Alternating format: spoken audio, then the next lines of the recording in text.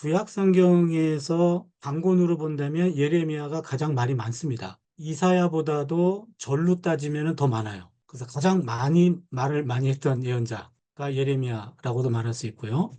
시편보다도 또 그 절로 따지면 더 많아요. 그러니까 가장 많아요. 그리고 어떻게 읽는 것이 좋겠는가? 일단은 제 생각으로는 새 번역 같은 걸로요. 쉽게 번역한 거요. 쉽게 번역한 것으로 한번 전체 흐름을 파악하면서 통독했으면 좋겠어요. 전체를요. 그래서 무슨 얘기를 하는 건지 1차적으로는 한번 읽고, 그 다음에 이 예언자가 요게 제가 만든 도표인데요. 구약 예언서 수업이라는 책에서 최근에 공개한 건데요. 예언서는 역사와 연결돼 있어요. 특정한 역사. 그래서 여기 보시면은 그 예를 들면은 요게 아모스, 호세아, 이사야, 미가가 8세기 때 활동한 예언자거든요. 8세기 때 예언했고 그다음에 요 7세기 때 예언한 예언자가 나훔, 스파냐, 예레미야, 하박국이라고요. 그다음에 이제는 바벨론 포로기 때 예언한 예언자가 에스겔, 오바댜, 그다음에 제이사야라는 표현 한번 쓰겠습니다. 제이사야. 포로기 이후가 학개, 스가랴, 제삼이사야, 맨 마지막에 말라기 이렇게 연결되어 있거든요.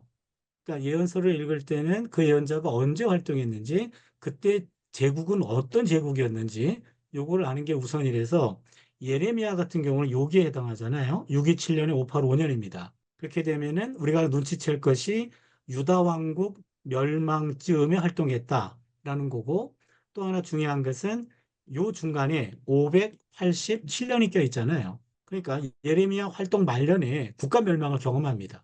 이게 다른 예언자에게 없는 독특한 현상이죠. 그리고 587의 나라 국가 멸망하고 이집트로 강제 압송되었다가 이집트에서 생을 마감하는 그런 불운의 예언자가 예레미야죠. 그래서 이 역사적인 상황, 유다 왕국 말기다라고 하는 것과 결부해서 포르기 직전 역사적인 상황을 염두에 두면서 읽었으면 좋겠다라는 한 말씀 드리고요. 또 하나는 그러니까 우리가 예레미야 영상 이 책이죠. 이 책의 593쪽 맨 뒤에 보면은 안내가 나와 있어요. 1장부터 52장까지 아주 간략간략하게 이건 무슨 내용이다, 무슨 내용이다 그런 식으로요. 그래서 예를 들면은 그 593쪽 같은 데 보면은 제가 초보자를 위한 예레미야서와 예레미야 애가의 개관과 메시지라는 항목이 있는데요. 이 글을 따라서 예를 들면 1장부터 3장까지를 그냥 요거 간단합니다. 큰 그림이에요. 큰 그림이고 1장 1절로 3절 어떤 내용이고 40절은 어떤 내용이고 이런 식으로 간단간단한 안내가 붙어 있거든요. 붙어놓고 그 전체에 하나의 메시지를 했습니다.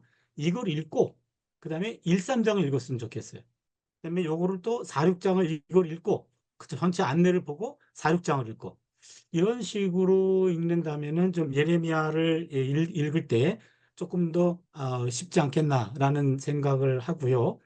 예레미야서의 중심 주제는 저는 심판과 회복이라고 보고 있습니다.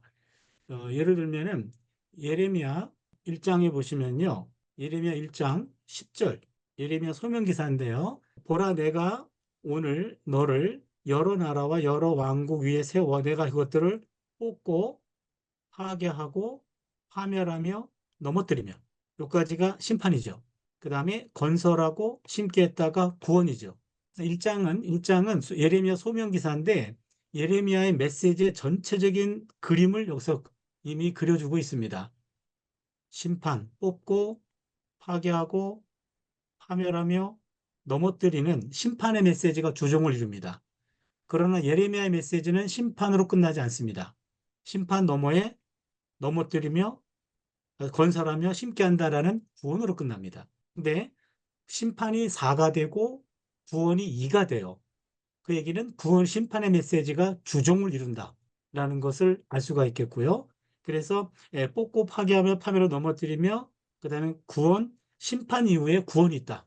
구원은 심판 이후에 주어진다. 라는 게 예레미야의 가장 중요한 큰 중심 주제라고 그렇게 볼 수 있고요. 그다음에 핵심 구절로는 제가 이 책에서 9장 24절을 택했습니다.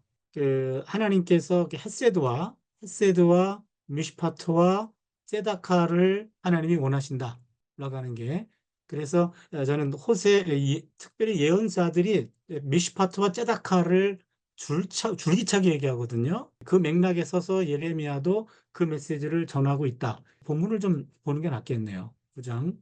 자랑하는 자는 이곳을 자랑할지니 곧 명철의 나를 아는 것과 나 야훼는 헤세드와 그다음에 미시파트와 ጼ다카를 땅에 행하는 자인 줄 깨닫는 것이라.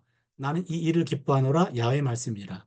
하나님을 아는 것은 곧 헤세드와 미시파트와 ጼ다카를 행하는 것과 다르지 않다라는 것이 예레미야서의 핵심이다. 저는 그렇게 좀 보고 싶습니다.